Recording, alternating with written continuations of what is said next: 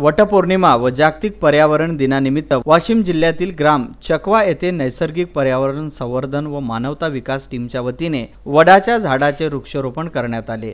5 जून हा दिवस जागतिक पर्यावरण दिन म्हणून साजरा केला जातो, पण यावर्षी वटपौर्णिमा आणि पर्यावरण दिन एकाच दिवशी आल्याने या दिवसाला एक वेगळे महत्त्व प्राप्त झाले आहे।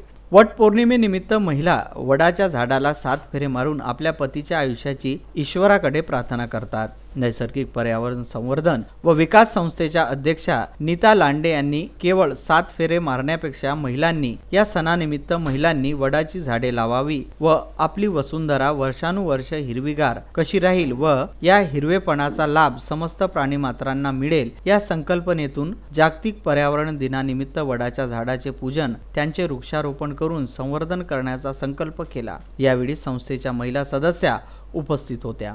संदीप भातोडकर, विदर्भ न्यूज, वाशिम।